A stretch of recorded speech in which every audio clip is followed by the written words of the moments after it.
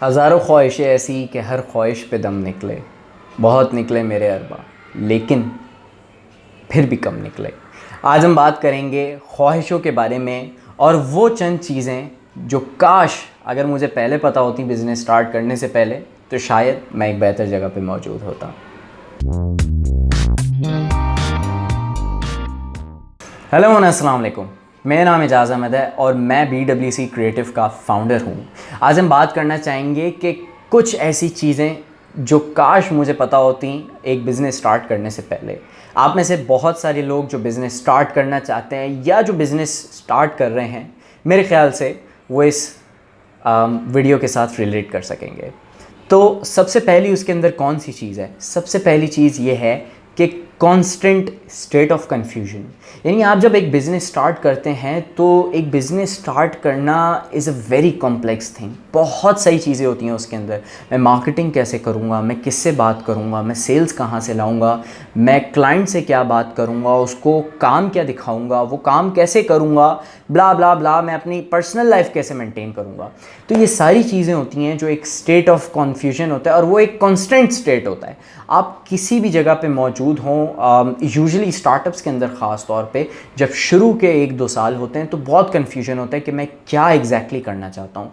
तो वो एक कन्फ्यूजन होता है जो शायद अगर मुझे जिसके बारे में पहले से पता होता तो मैं ज़रा मेंटली बेहतर प्रिपेयर्ड होता कि यार अच्छा ठीक है, confusion is part of the business, so it's totally normal. दूसरी चीज़ ये है कि एक्सट्रीम रिजेक्शन, यानी मैं नॉर्मल रिजेक्शन की बात नहीं कर रहा कि नहीं जी हमने आपसे काम नहीं करवाना या हम आपकी सर्विस नहीं लेना चाहते या हम आपसे आपका प्रोडक्ट नहीं ख़रीदना चाहते, नहीं।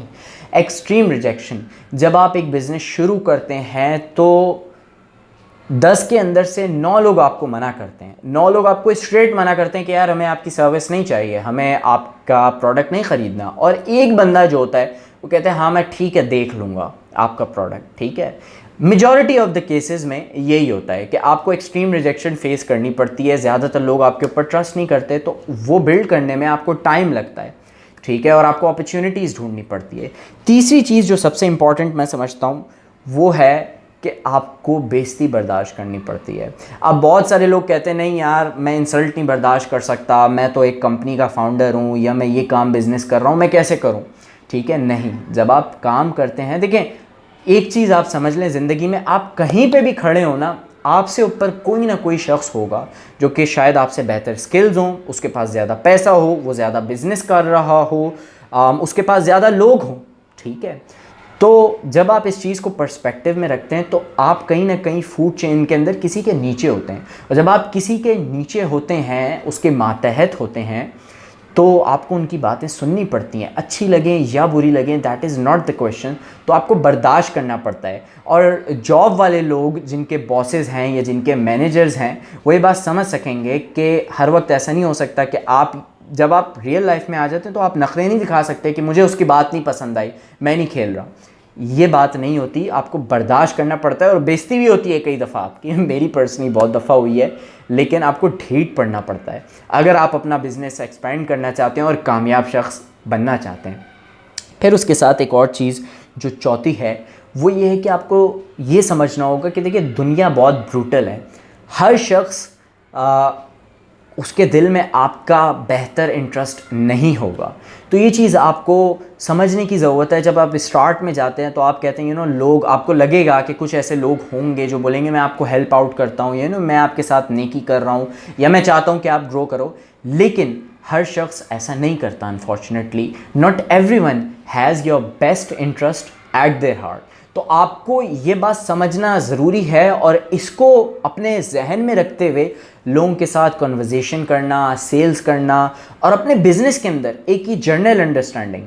Not everyone is there to help you out, ठीक है। तो ज़िंदगी ब्रूटल है और ऑब्वियसली आप बिज़नेस कर रहे हैं, बहुत सारे रिस्क हैं, उसके अंदर एक ये भी है जिसको आपको अपने माइंड में रखना ज़रूरी है। और आखिरी चीज़ जो उसके अंदर है वो ये है कि कन्वर्जेशन को बिटवीन द लाइंस पढ़ना। बिटवीन द लाइंस का मतलब लेट्स से कि अगर मैं आपसे एक बात कर रहा हूँ इस वक्त, ठीक है, लेकिन अगर आप ये समझ सकते हैं कि मैं इस बात के अंदर एक बात कर रहा हूँ, ठीक है, या मैं चाहता क्या हूँ। मैं इसका एक एग्जांपल देता हूँ। मैं एक क्लाइंट के पास गया और हमारी बात हुई। उसने कहा कि मेरा एक बिज़नेस है, मैं इसको प्रमोट करना चाहता हूँ, मार्केटिंग करना चाहता हूँ। मैंने बोला ठीक है। उसने मुझसे डिस्कस किया कि क्या पॉसिबल ऑप्शंस हो सकते हैं। मैंने बोला ये 2-3 हमारे पास ऑप्शंस हो सकते हैं, ठीक है। मैंने बोला ठीक है, परफेक्ट है, हम इसके ऊपर काम करते हैं और मैं आपको फिर इसके ऊपर बताता हूँ कि क्या पॉसिबिलिटीज़ हैं।